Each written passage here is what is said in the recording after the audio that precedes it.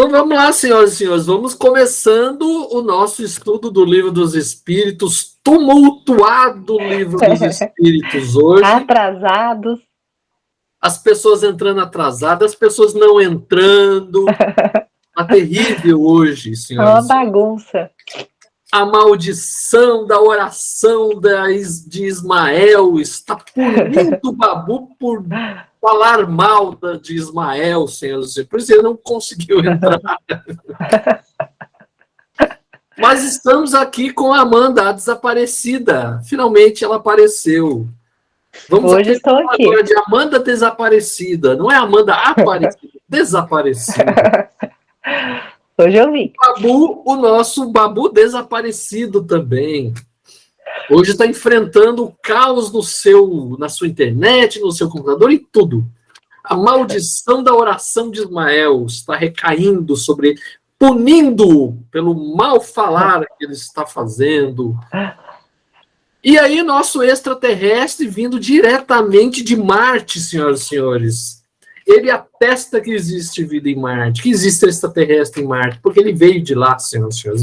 Jorginho, nosso marciano aqui na Terra. Então vamos lá, pergunta 931. Sério? Sim. Nossa. Sério? Mais sério que isso tem. Então tá. 931.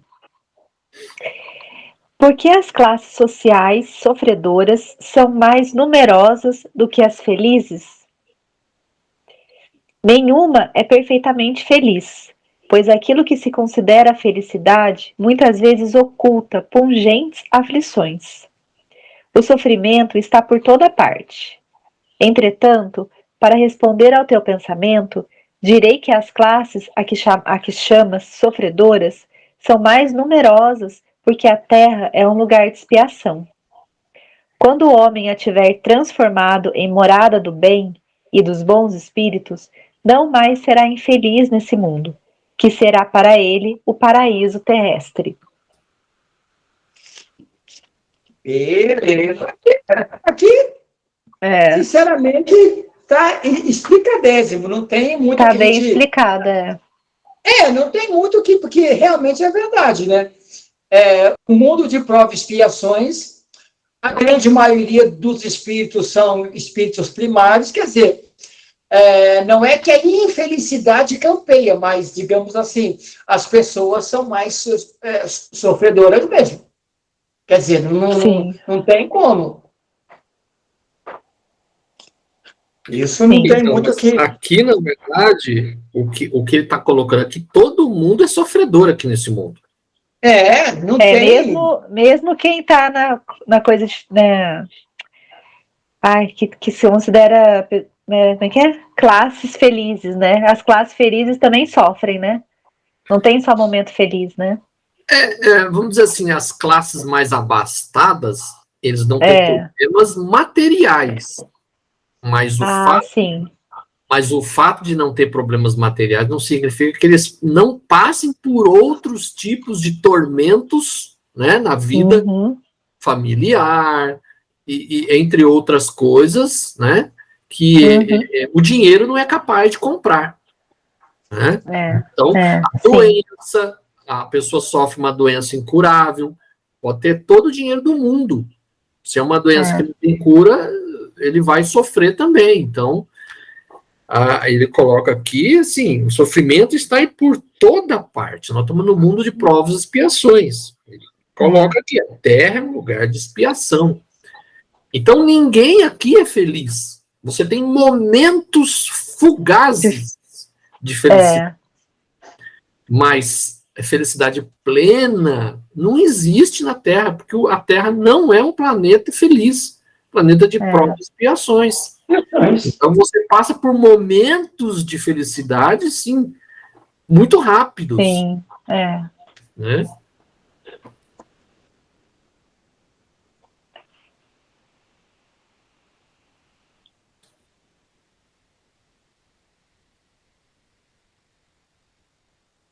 Então vamos lá.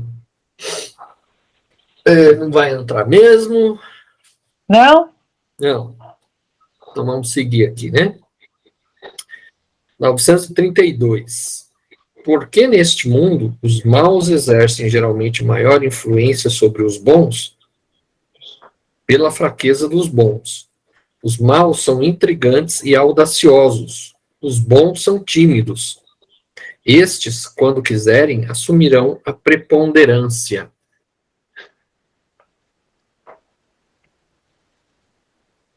Gente, olha, na verdade, essa frase do livro dos Espíritos, ela é sempre repetida várias e várias vezes, né?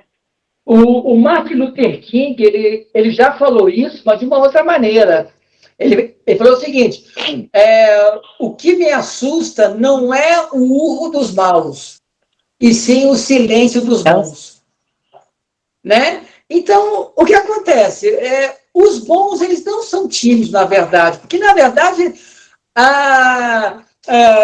nós, entre aspas, aqueles que não fazem o mal, né? Nossa, eu nunca fiz mal para ninguém. Na verdade, não é que a gente é tímido. Na verdade, o que a gente não quer é ter trabalho, realmente. Porque ser bom obriga ao comprometimento, né? Eu fiquei pensando que no nosso planeta, aquele que busca realmente trabalhar com a consciência, com o comprometimento com o bom, o bem, digamos assim, buscar o certo, os maus apagam. Porque os maus, que é a maioria, eles não gostam de ouvir, não gostam de sentir. Então, eles usam todos os meios possíveis e imagináveis para calar os bons. E os bons, que somos nós, né?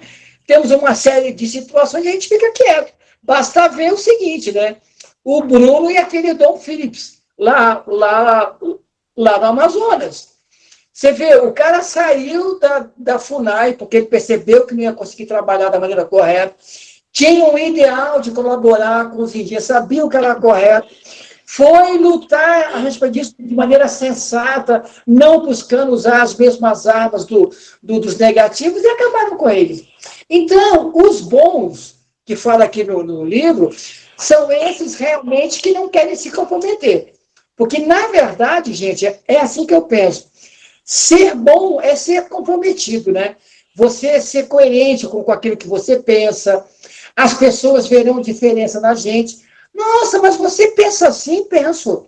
Ah, mas nós não somos bons por conveniência e nem por ser conveniente. Nós somos bons porque somos bons. Aí o cara fala assim, então, se você pensa bem assim, eu não vou te arrumar emprego. Aí o cara muda o pensamento dele, entendeu? Eu acho melhor porque eu tenho coisa para pagar, tal. Quer dizer, na verdade, não é a fraqueza realmente. É que, nesse momento, os bons, aqueles que não fazem o mal, que desejam a melhoria, têm um certo receio do mal, da maldade alheia, porque não fazem isso. Um amigo meu, Cláudio, o Carlos Monteoliva, olha só, o Carlos Monteoliva, ele se candidatou para ser vereador aqui em Jacareí 2 vezes. Ele é um excelente espírita, um cara que lutou por uma série de coisas que o movimento hoje aqui em Jacareí tem, deve-se a ele, ao Carlos Monteoliva. E quando ele se candidatou, tinha um dito pastor aqui, vizinho aqui à nossa rua, na Olímpio Catão mesmo, que tinha criado uma ONG fictícia para ajudar moradores de rua.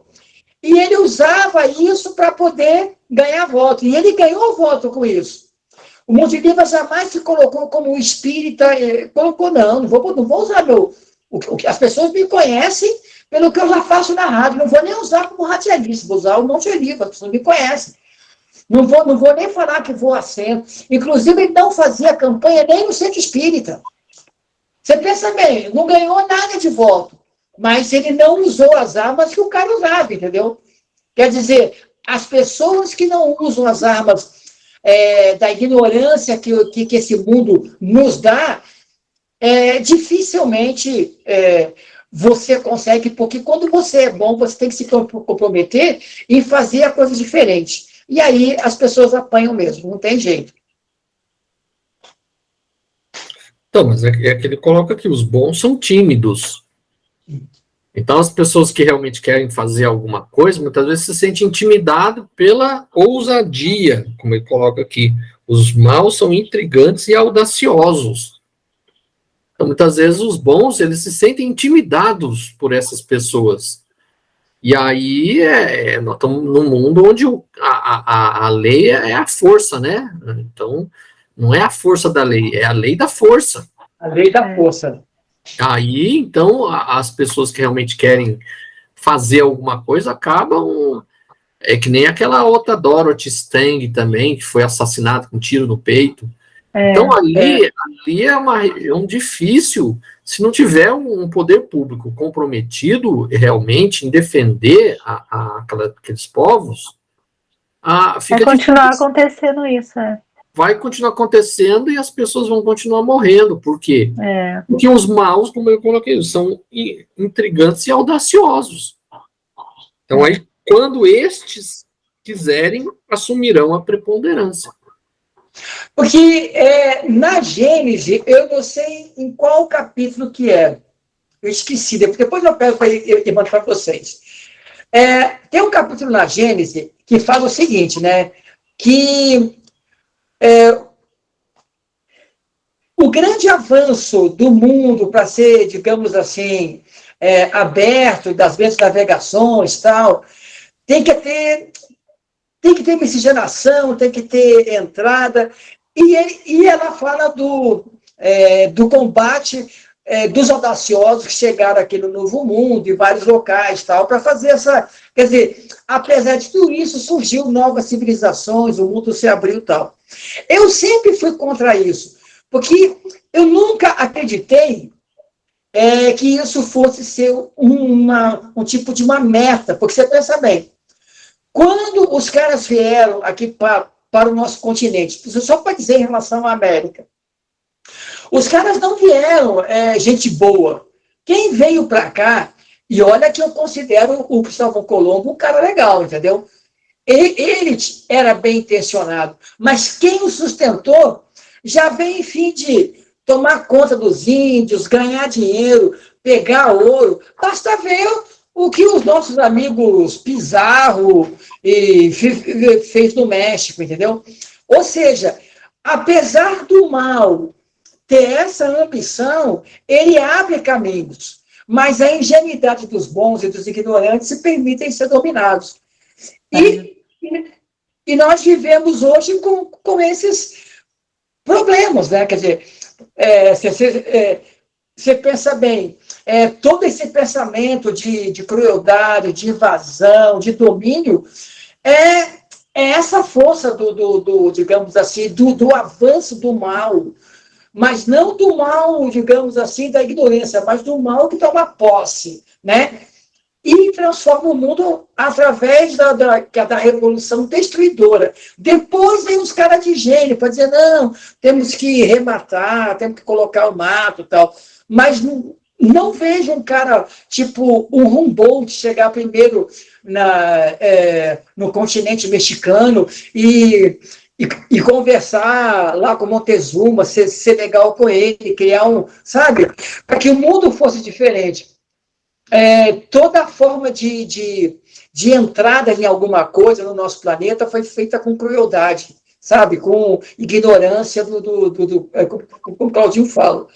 Então, mas veja bem, o Jorge, os astecas também não era tudo santinho, não, filho. Eles faziam sacrifício arrancando o coração da pessoa viva, todo dia. Sim. Jesus, né? Eles eram imperialistas, eles dominavam vários povos ali. Por que vários, alguns povos vizinhos aos astecas colaboraram com os espanhóis? Porque eram povos que eram dominados pelos astecas. Dominados. Eles queriam ser livre do domínio asteca. Então, não tem santo no mundo. Todo mundo aqui é ruim. Né? Então, tipo assim, quem pode mais, chora menos. A verdade é essa. Então... tá todo mundo aprendendo ao mesmo tempo aqui. Um dia, quem sabe, a hora que os piores forem embora, quem sabe a coisa vai aos pouquinhos melhorando.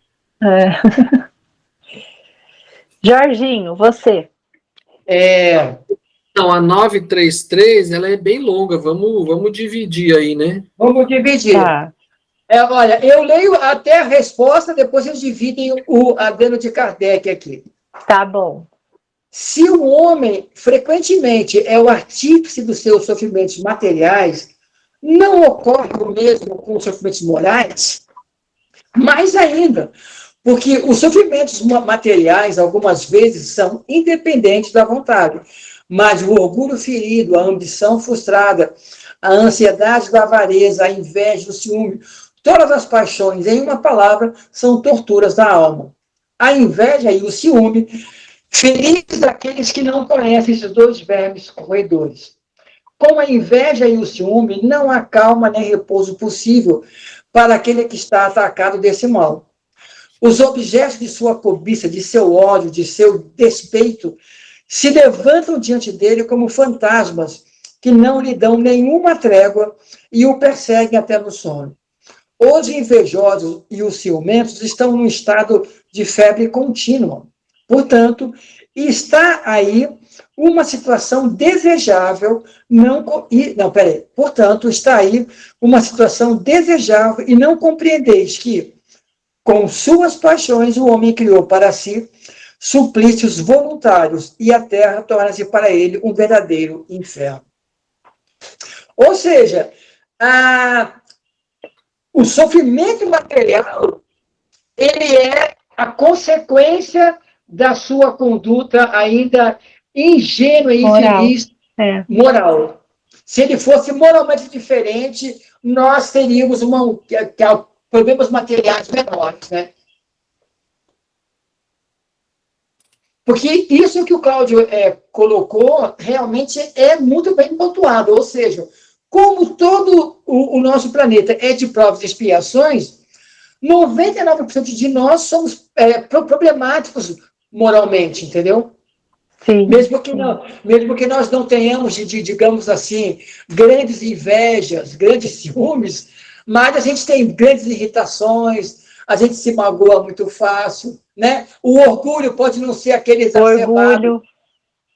Mas a gente ainda tem aquela pontada do, né? Quer dizer, nós ainda estamos nessa fase, não tem como. Sim. Aqui ele faz justamente essa advertência, né? O invejoso e o ciumento vivem num estado de febre contínua. É essa uma situação desejável? Não compreendeis que, com essas paixões, o homem cria para si mesmo suplícios voluntários e que a terra se transforma para ele num verdadeiro inferno? Então, não precisa o inferno existir. A gente mesmo cria o nosso inferno. Exato. Essa semana eu fiz, domingo agora eu fiz uma aula lá na AME, o esboço do céu e inferno. O inferno e o céu não existe, isso é mental. O pessoal ainda confunde... Acho que é o local, né? Assim. O pessoal ainda confunde o umbral. O umbral não é um inferno. O umbral é criação das pessoas, é criação mental. O umbral está onde aquelas pessoas que pensam naquela frequência estão. Então não é um lugar circunscrito. É um estado na mente, né? É um estado mental. Então é isso aí, a gente cria o nosso inferno. E aí a gente gosta de jogar nas costas dos outros, né? É o diabo. Não sou eu que criei o inferno para mim, é o diabo que criou o inferno.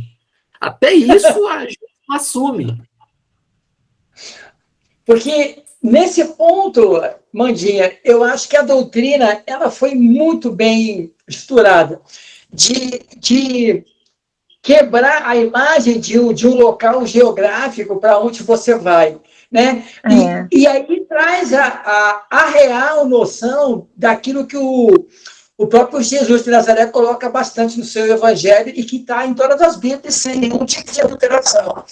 O céu está dentro de vós. Quer dizer, o reino dos céus é aquilo que você constrói. Quer dizer, você não procura o reino fora, né? Inferno e céu é um estado de alma. Porque uma vez numa aula eu perguntei isso, no centro espírita, né? Perguntei, gente, se o diabo está no inferno, para ele aquilo é o inferno? Aí a pessoa ficou pensando, é? Eu falei, não, para o diabo, se ele existisse, o inferno é o paraíso dele, porque ele está onde ele gosta, pô.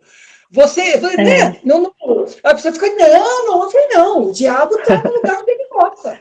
Então, o inferno, se você tirar o diabo do inferno, aí para ele vai ser o inferno. Porque ele vai ter que mudar a estrutura, o pensamento dele, tudo. Não. Se ele fica no inferno, ele está no paraíso dele. O reino dos céus dele é o inferno, se ele existisse. Mas, nesse ponto, a doutrina quebra bastante a ideia dessa coisa do geográfico. Você, aonde você estiver, você está no seu céu, no seu inferno. Isso mesmo. Agora eu vou começar, então. Pode falar, Claudinho. Não, é isso que eu ia falar. Tá. Meu aqui então, tem quatro parágrafos. O seu também? Só também, isso mesmo. Eu leio. Lê 2. Então, lê os 2 primeiros, eu leio os 2 seguintes. Então, vamos lá. Muitas expressões figuram simbolicamente os efeitos de algumas paixões.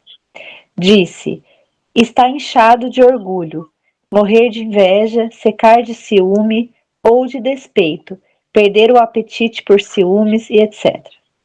Esse quadro nos dá bem a verdade. Às vezes o ciúme não tem objeto determinado. Há pessoas que se mostram naturalmente ciumentas de todos os que se elevam, de todos os que saem da vulgaridade, mesmo quando não tenham, no caso, nenhum interesse direto, mas unicamente por não poderem atingir o mesmo plano. Tudo aquilo que parece acima do horizonte comum os ofusca. E se formassem a maioria da sociedade, tudo desejariam rebaixar ao seu próprio nível. Temos, nesses casos, o ciúme aliado à mediocridade. O homem é infeliz, geralmente, pela importância que liga as coisas deste mundo. A vaidade, a ambição e a cupidez fracassadas o fazem infelizes. Se ele se elevar acima do círculo estreito da vida material, se elevar o seu pensamento ao infinito, que é o seu destino, as vicissitudes da humanidade lhe parecerão mesquinhas e pueris, como as mágoas da criança que se aflige pela perda de um brinquedo, que representava a sua felicidade suprema. Vamos lá, continuando. Aquele que só encontra a felicidade na satisfação do orgulho e dos apetites grosseiros é infeliz quando não os pode satisfazer, enquanto o que não se interessa pelo supérfluo se sente feliz com aquilo que para os outros constituiria infortúnio. Referimos-nos aos homens civilizados, porque o selvagem, tendo necessidades mais limitadas, não tem os mesmos motivos de cobiça e de angústias. Sua maneira de ver as coisas é muito diferente. No estado de civilização, o homem pondera a sua infelicidade, a analisa e por isso é mais afetado por ela. Mas pode também ponderar e analisar os meios de consolação. Essa consolação ele a encontra no sentimento cristão que lhe dá a esperança de um futuro melhor, e no espiritismo que lhe dá a certeza do futuro. Às vezes eu fico pensando, às vezes eu estou sofrendo com alguma coisa, assim, eu falo, gente, a vida mesmo é muito mais, né? A vida eterna. É muito mais que isso, né? Às vezes fica gastando tanta energia com coisas ali que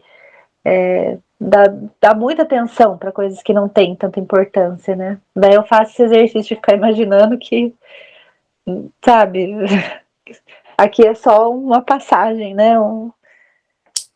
Quando a gente desapega da parte material e também da parte das pessoas, a gente entende que isso aqui é uma coisa assim muito rápida. A gente vive aí, vamos colocar aí 80 anos na média, Mas 80 anos é pouquíssimo. Hoje mesmo, fui lá no sebo para ver se eu achava uns livrinhos. Achei uns livrinhos muito legais. Os Pensadores. Comprou um para nós também, né, Jorge? Será que ele comprou? Aí eu estava passei em frente ali o Olavo Bilac. Olavo Bilac, eu fiz o pré-primário até a 4ª série, Olavo Bilac. Aí eu passei por um trechinho ali na Douzane Ricardo, que antigamente era o fundo do Olavo Bilac. Aí tem uma entradinha assim, que era tipo assim, o parquinho do pré-primário. Eu olhei assim, eu me vi na época, né, criança brincando naquele parquinho ali. Olha só. Quanto tempo atrás e já passou quanto tempo? Então isso é muito rápido, a nossa vida passa muito rápido. Se a gente for ficar se apegando a coisas pequenas, coisas materiais, ficar com raiva dos outros por causa disso, por causa daquilo, a gente acaba perdendo a nossa vida, na verdade, que a gente poderia construir outras coisas mais importantes, porque a gente ficou aí de picuinha com bobagem. E deixa de aproveitar essa encarnação, né? E às vezes, Amandinha, vem umas pancadas meia seca assim da vida, aí você vê que quebra quase como quebrar a imagem, aí você vê que você precisa de muito menos, né?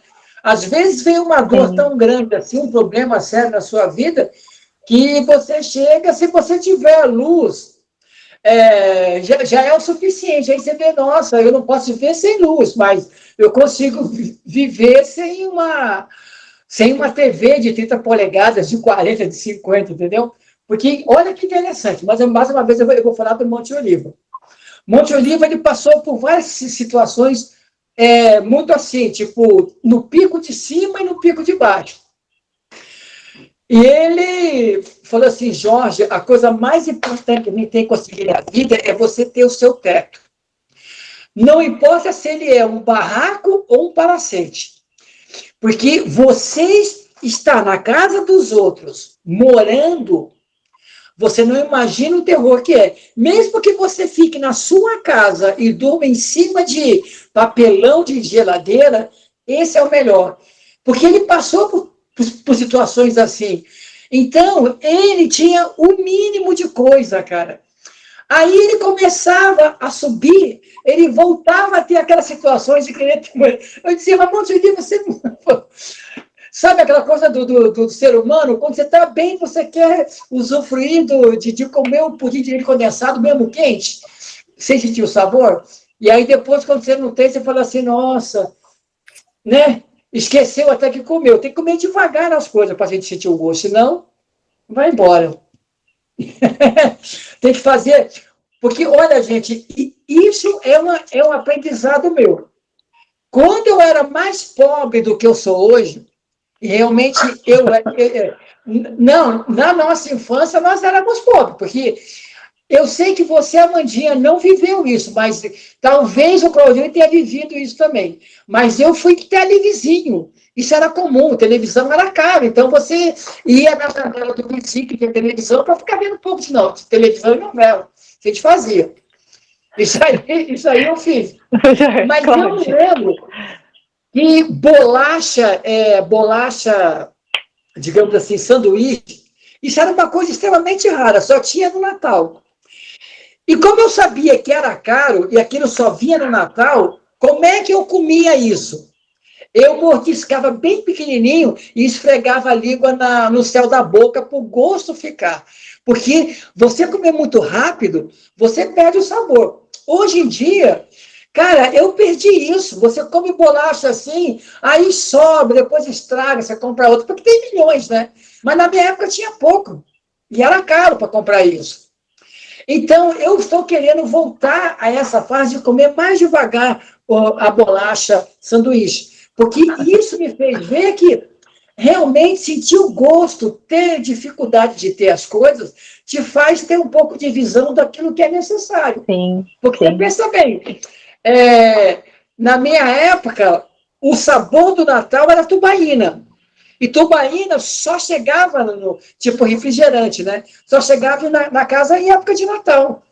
Nós bebíamos mais suco. Hoje, aqui em casa, não tem mais nem refrigerante, né? A gente só bebe suco de fruta mesmo. Uma porque o pessoal aqui em casa é vegetariano, mas você pensa bem, nós trocamos essas coisas de sabores assim, de referências, porque o mundo começou a nos dar tanta coisa que você acaba esquecendo de, como ele falou, olhar com atenção, saber que a coisa material não pode se apegar a gente.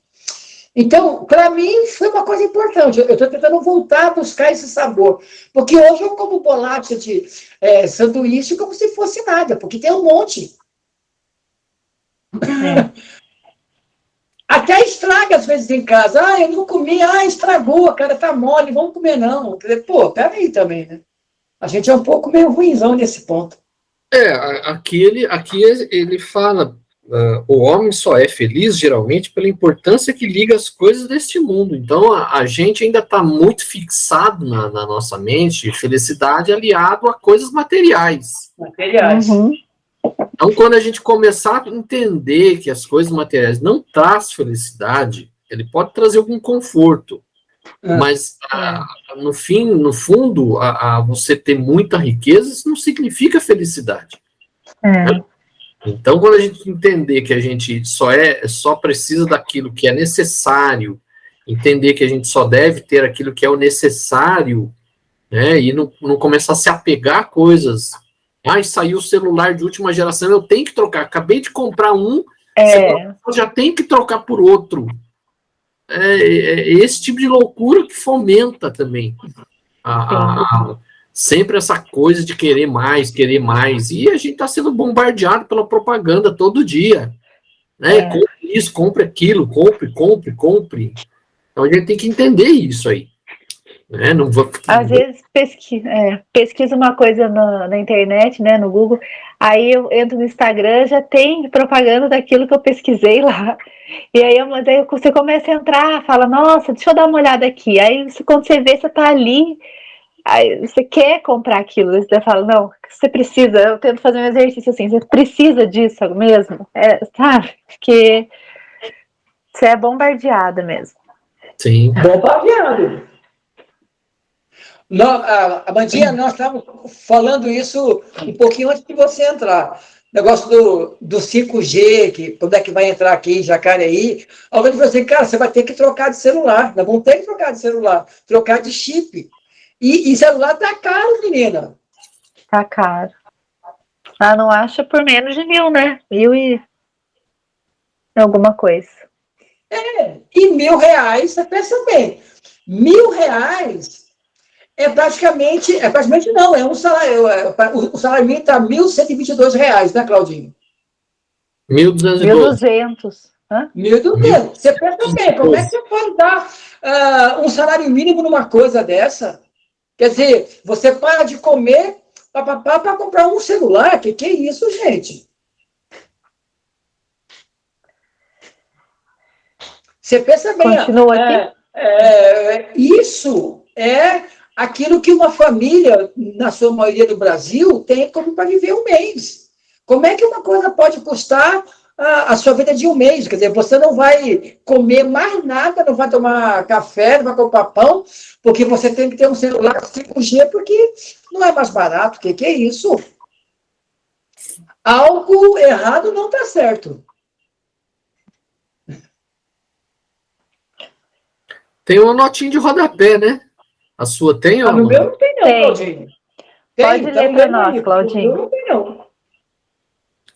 Então, o finalzinho aí do adendo do Kardec tem o rodapé, assim, ele fala assim, consultar a Gênese, onde Kardec analisa os motivos do aparecimento do Espiritismo em meados do século XIX, quando o mundo atingia um estado de adiantada civilização. O conhecimento da realidade espírita da vida só é possível em sua plenitude em mundos civilizados, da mesma maneira que no estado de civilização, esse conhecimento é um imperativo do próprio progresso e um meio de acelerá-lo.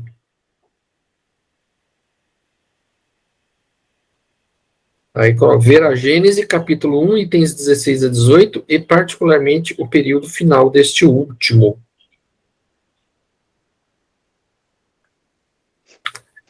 Aqui ele foi bastante otimista, né? Em mundos civilizados. Eu não considero que o nosso mundo seja civilizado, né? Mas tudo bem. Tem razão. Se a gente chamar civilizados tecnologicamente, tudo bem. Mas se a gente chamar civilizado a mudança de hábito e costume, nós estamos longe disso. Realmente. E Claudinho, e é exatamente como você falou, né? Não importa a época.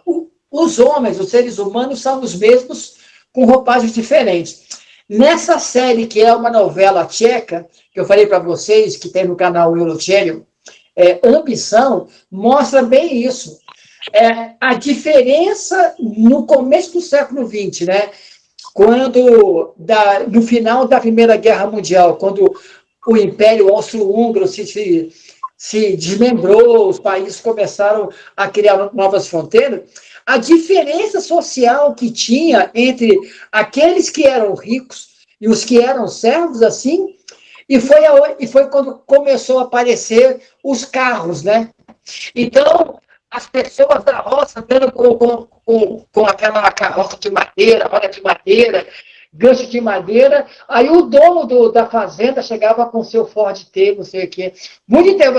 Aí você vê realmente como fica a diferença entre os seres humanos mesmo. Isso vai se colocando que o cara nem imagina que um dia vai acabar. Está tão acostumado a fazer isso que...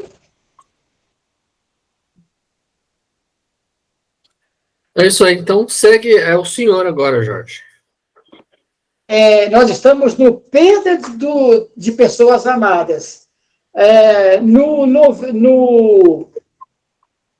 Evandro aqui, perda dos entes queridos, mas é a mesma coisa. 934. A perda de pessoas que nos são queridas não é uma daquelas que nos causam um desgosto tanto mais legítimo por ser irreparável e independente de nossa vontade? Essa causa de desgosto atinge tanto o rico quanto o pobre. É uma prova ou expiação e a lei comum. Mas é uma consolação poder comunicar-vos com os vossos amigos pelos meios que tendes, esperando que, para isso, tenhais outros mais diretos e mais acessíveis aos vossos sentidos. Essa resposta aqui eu acho legal pelo seguinte. Como diz, nesse ponto, é uma fala que eu gosto muito do Divaldo. Por mais que nós tenhamos a crença na vida imperecível do espírito, nessa encarnação, nunca mais. Desencarnou, morreu, só na outra encarnação. E se você tiver evidência, for um bom médium, conseguir se desdobrar, você até pode ver. Mas a vida pesada aqui, ela vai ser sua. Ou seja, ela nos obriga a ter uma forma de aprendizado, mesmo com as pessoas, de estar sempre preparado para viver por si. Porque se você também ficar apegado a pessoas, como fica apegado a bens materiais, quando eles forem embora de alguma maneira, você vai ficar sem chão, né? Eu não entendi muito bem a pergunta. O que ele fala aqui é o seguinte: se a perda de pessoas queridas não é uma das maiores dores que as pessoas podem ter. E ela é irreparável e ela é independente de nossa vontade. Ou seja, as pessoas vão morrer, queira você ou não. Então, nós temos que estar preparados para isso. Uhum. Bastou ser amigo, ser namorado, marido, pai, mãe, físico, um dia vai morrer. Se você tiver uma condição de sorte de morrer junto, bem. Mas, se a pessoa for antes, ou você for antes, quem ficar vai ter essa dor irreparável mesmo. Porque vai ter que continuar existindo sem a presença. Pelo menos física, né? Agora, o que eu gostei é disso aqui, ó. Pelos meios que tendes, esperando que para isso tenhais outros mais diretos e mais acessíveis aos vossos sentidos. Nessa resposta, eu achei interessante que o espírito já deixa uma possibilidade no futuro, ou seja, daqui para frente, não tanto de lá como para cá, que talvez no futuro, se nós tivermos condições de uma tecnologia mais moral, mais equilibrada, que nós possamos, dispensando os médios, mas ter uma maquinária, um telefone, um videofone, como nós estamos tendo aqui, para falar com os amigos espirituais. Eles lá ligam para a gente, estou com saudade de você, Jorjão, olha aí, cara, como é que você tá? Ai, que legal, eu ia amar. Eu ia ficar ligando para minha mãe o dia inteiro. Por isso que nós não temos ainda, tá vendo? É por isso, Mandinha, que ainda nós não temos. Não, mas é justamente por isso, nas obras do André Luiz, a gente aprende justamente isso. Quando a gente perde alguém aqui, a gente tem que ter a paciência de deixar que a pessoa do outro lado possa se recompor, possa aprender alguma coisa. Então, se a gente tiver um meio de comunicação com a pessoa, a gente vai ficar todo dia lá perturbando a pessoa. A pessoa não aprende, não segue o caminho que tem que seguir. Sim, sim. Então, a gente tem que ter paciência, a gente tem que entender que é uma nova fase, que a pessoa está passando lá, e é um aprendizado para ela, é um aprendizado para nós também, porque a gente tem que começar a aprender também a caminhar com as nossas próprias pernas. Sim. Muitas vezes a gente cria, vamos dizer assim, muletas psíquicas com as outras pessoas, com parentes ou amigos, e a gente começa a usar a pessoa como muleta. Então a gente tem que aprender muitas vezes a perda de parentes, isso é algo natural, todo mundo vai desencarnar. Então é algo que a gente já deveria estar preparado, porque acontece com todo mundo. A gente sabe que vai acontecer. Então a gente tem que já se preparar, e quando isso acontecer, entender que faz parte do processo daquela pessoa. Do outro lado, ele vai ter que ter um aprendizado novo, ele vai ter que se adaptar a uma nova vida, que é uma fase de aprendizado, uma continuidade do aprendizado. E, na verdade, é a verdadeira vida, a vida espiritual. Ela retornou para a verdadeira vida. Então, na verdade, se lascando, estamos nós aqui. Sim. Sim. A Mandinha já imaginou? Quando você falou isso, nossa, se minha mãe pudesse, eu falaria, né? Agora, já imaginou? Amandinha, eu gosto de você pra caramba. Já imaginou eu ficar te ligando todo dia pelo celular? Toda hora, amiga, não vai aguentar. É a mesma coisa lá em cima. Porra, mulher, me deixa. Agora eu não sou sua mãe, não. Não, porque uma das coisas boas que eu achei muito interessante no filme Nosso Lar, aquilo foi uma interpolação, entendeu? Porque a mãe do Lísias, ela só reencarna, acho que é no terceiro livro da série, né? E eles colocaram no filme. Ou seja, o Lísias estava preocupado porque a mãe dele ia morrer. Olha que interessante. Porque no nosso lar, nós ainda vivemos presos por necessidade moral, ainda de sermos evoluídos, há uma ideia de cadeia quase que material. Eu moro numa casinha, tomo sopinha, converso com a minha mãe, entendeu? Só que quando ela encarnasse, ela ia deixar de ser a mãe dele. E aquela figura de mãe, por Lísias, era importante ainda. Então ele falou assim, puxa, mas ela vai morrer para mim, ela vai encarnar. Ai, meu Deus do céu, como é que eu vou ficar? Por quê? Porque, para nós, a figura da mãe é uma coisa muito séria, ou do pai, ou do irmão. Quando você está lá em cima e ele vai encarnar, ele vai ter outro nome, outra família, você até pode não ser mais irmã dele e tudo. Quer dizer, o espírito é o mesmo, mas muda para a gente a configuração. Então, é uma perda. A gente ama a configuração, não ama o conteúdo, entendeu? É claro que se eu tivesse a minha mãe aqui, eu estaria muito mais contente hoje, né? Com certeza. Ela me faz muita falta. E isso realmente, hoje eu sinto muito mais. Né? Faz demais. Então, mas se veja eu bem. pudesse ligar para ela, nossa, eu também ligaria.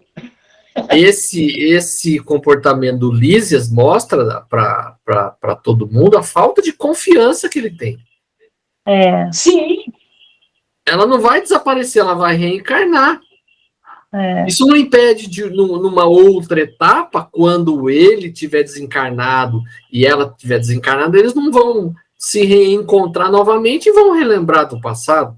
Além do que, o espírito da mãe dele não significa que vai ser sempre mulher, ele pode reencarnar como homem.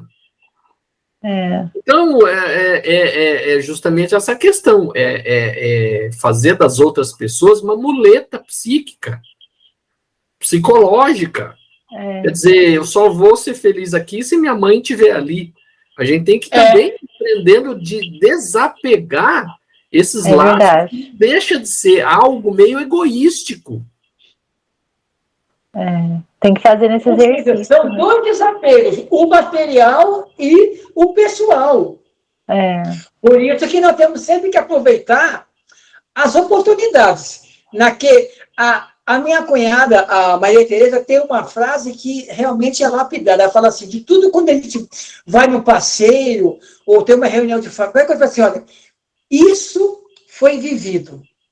Eu gosto muito dessa frase dela, porque isso que nós passamos aqui, eu estava presente aqui. Então, foi vivido. Amanhã talvez não tenha mais, mas isso foi. A gente tem que aprender isso. Hoje nós estamos aqui no nosso encontro. Talvez amanhã não aconteça mais, mas hoje aconteceu. Para mim é importante isso, entendeu? Esse momento é importante. Sim. Então, vamos lá. Agora sou eu, né? Sim. 935. Que pensar da opinião das pessoas que consideram as comunicações do além-túmulo como uma profanação? Não pode haver profanação quando há recolhimento e quando a evocação é feita com respeito e decoro. O que o prova é que os espíritos que vos são afeiçoados se manifestam com prazer, sentem-se felizes com a vossa lembrança e por conversarem convosco. Profanação haveria se as evocações fossem feitas com leviandade. A possibilidade de entrar em comunicação é uma bem doce consolação, que nos proporciona o meio de nos entretermos com os parentes e amigos que deixaram a terra antes de nós. Pela evocação, eles se aproximam de nós, permanecem do nosso lado, nos ouvem e nos respondem. Não existe mais, por assim dizer, separação entre nós e eles, que nos ajudam com seus conselhos, nos dão testemunhos da sua afeição e do contentamento que experimentam por nos lembrarmos deles. É para nós uma satisfação sabê-los felizes e aprender através deles os detalhes da nova existência, adquirindo a certeza de um dia, por nossa vez, nos juntarmos a eles. Eles gostam de ser lembrados por nós, né? Sim, porque, Amanda, o fato de estarmos desencarnados não nos tira, digamos assim, a afeição, o afeto. Não existe, porque nós somos afetos, entendeu? Então, digamos assim, lembrança dos amigos, Agora, o que eu acho importante aqui, fora isso, é realmente a gente não procurar com leviandade, quer dizer, eu vou falar com meu pai aquele dinheiro que a gente não achou, entendeu? Tipo, o dono da empresa, chama o meu pai aí para a gente saber quem é que ele vai escolher para mandar, porque tem que ser eu, entendeu? Quer dizer, a profanação do túmulo não é o afeto, mas é você ficar insistindo com bobagem quando a pessoa já está em outro caminho. Ou vice-versa também. A pessoa não conseguir se libertar da gente também, né? Porque nem sempre é você que é apegado, mas a pessoa que está desencarnada também está apegada, ela está presa à sua casa, né? Eu penso que assim, a gente pode fazer oração pelas pessoas, lembrar das pessoas, né, que desencarnaram, mas que a gente tem que entender essa medida de lembrar da pessoa, mas não ser assim, aquele apego, né, que faz com que a pessoa lá fique recebendo as nossas vibrações e a pessoa lá fique meio preocupado conosco. Né? Eu tomo cuidado com essas coisas, exato. Porque senão a pessoa lá fica assim, querendo resolver um problema que ela já não tem mais capacidade para resolver. Então a gente tem que lembrar dos nossos familiares, né, pai, mãe, assim, lembrar, fazer oração, mas sem aquele apego que faz com que a pessoa lá comece a se sentir mal também, né? Então complica, a gente complica o lado da pessoa lá também. Tem gente que já começa a pedir, né? Ai, mãe, vem me ajudar a resolver, não sei o quê, né? Sim. Eu não faço isso. Porque senão atrapalha a vida da pessoa. Eu fico tão preocupada de atrapalhar ela lá, sabe? Eu fico, às vezes. Tem dia que a gente tá mais emotiva, eu vou fazer oração, às vezes eu me emociono um pouco na hora que eu tô fazendo. Mas eu fico, eu não quero atrapalhar ela, eu fico muito focada nisso, sabe?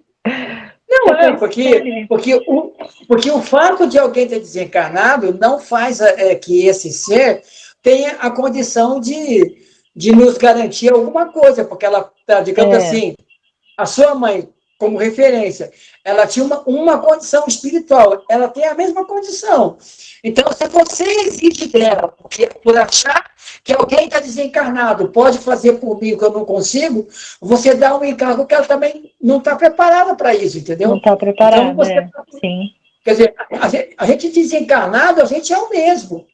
Então, se alguém pensar, nossa, agora minha mãe vai me ajudar a arrumar emprego, ela não está em condição de arrumar um emprego, o seu pai, o seu irmão, sei lá quem for, entendeu?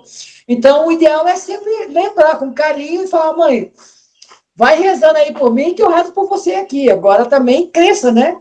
Porque você pode chegar lá uma hora e ela já está em outro trabalho. Mas, pelo menos, quando foi a sua mãe, esteve a minha mãe, esteve a mãe do Cláudio, aquele momento foi usufruído. E isso não pode ser jogado fora, porque se estamos aqui, a gente tem que ter um pouco de gratidão. E pelos amigos, por todo mundo que você encontra, entendeu? E vai ser uma coisa boa, digamos assim, se após o desencarne, a gente estiver na mesma sintonia, a gente se encontrar nessas esquinas do universo aí. Claudinho, quanto tempo? Cara, onde é que você está? É que eu pedi para ir para outro planeta, eu estava aguentando mais a Terra. Não, eu continuo lá, eu gosto de ir lá, eu sou que nem um pequeno pegada à Terra. Eu sou que nem um pequeno príncipe, entendeu? Eu fui cativado pela Terra e tal. Eu lembro às vezes do meu pai, lembro às vezes da minha mãe. Eu lembro mais da minha mãe do que do meu pai, porque meu pai não era muito próximo da gente, mas eu procuro lembrar, assim, dos momentos bons, das coisas, assim, mas, sem ficar pedindo, chamando a pessoa. Que aí... sim. Né? Principalmente porque eu não sei, então, eu até sinto que meu pai e minha mãe já até reencarnaram. Então, quer dizer, deixa os coitados já crescerem aí em algum lugar, para que eu não possa atrapalhar a encarnação dele. Então, só concluindo essa nossa questão, porque a próxima ela é muito longa, então vamos deixar mesmo. Semana. Mas é só para concluir assim, porque aqui ele pergunta que pensar da opinião das pessoas que consideram a comunicação dela então como uma profanação. Então é aquela ideia que vem do Antigo Testamento de que a gente não pode falar com os mortos, né? Coisa que a gente escuta nas igrejas, não, que os mortos não podem, né, estão dormindo, estão à espera do juízo final, né, ou eles estão no céu, ou estão no inferno. Então, ficou na mente das pessoas essa história de que Moisés proibiu, né, as comunicações de além-túmulo, ele proibiu num contexto da época, né, e isso foi há 4.000 anos atrás. Então, não é mais a mesma coisa. Nós estamos vivendo outros tempos, né? Então, hoje em dia, a gente tem plena consciência do que é o mundo espiritual. Naquela época, o pessoal não tinha. Então, o pessoal usava esse tipo de coisa para saber do futuro, para fazer mal para os outros. É por isso que ele proibiu. Então, não é um contexto... Embora tenha gente até hoje que queira realmente fazer mal para os outros, para tudo mais... mas o esclarecimento das pessoas hoje já é muito maior e já sabe qual como usar essa ferramenta, coisa que na época não se sabia, né? Sim. E, Claudinho, e esse negócio dessas doutrinas religiosas que falam dessa coisa impossível, eu percebo que é bastante para manter o poder do pastor. Porque na hora H da necessidade, aonde tem esse pessoal vai. Eu me lembro, isso já faz tempo, na AME de São José, veio um médium lá de Franca, que recebe um médico espiritual chamado Alonso e Alonso. Lá ele faz um trabalho de cirurgias espirituais. E eu sei bem disso porque estávamos eu e o Monte Oliva lá, porque houve um convite para ajudar no passe coletivo, para preparar as pessoas para cirurgia. Gente, lá na AME, desde as 5 horas da manhã já tinha fila.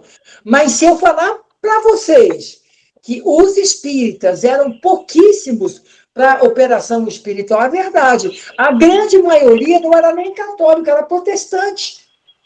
Vinham até com a roupa carga, porque na hora da dor, meu filho, se falar que cirurgia espiritual, o pessoal vem. Depois vai dizer, não, era o diabo que estava lá, era o capiroto, não. Mas na hora da cirurgia espiritual, a maioria que estava lá na AME, tomando passe para receber a cirurgia espiritual, era protestante e pentecostal. A gente lembra disso até hoje. Eu não te digo, os espíritos estavam lá para picar passe.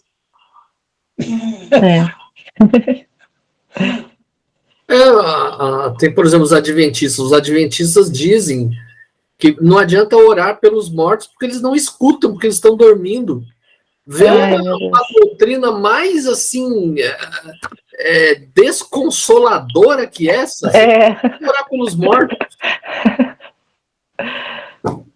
Gente do céu, isso... Ai, credo. Isso não tem condições, pelo amor de Deus. Não, aí é muito para a cabeça mesmo. Aí é dolorido. Já pensou você desencarna, você é dessa religião, e aí você descobre que era tudo mentira, e o pessoal lá não vai fazer nenhuma oração por você, mesmo que você tivesse... Aí eu desconsolo. E o pior é que quando eu voltar a visitar, o cara vai dizer que eu sou o capeta, tem que... Vai de retro! É isso aí, então, vamos encerrando por hoje, né?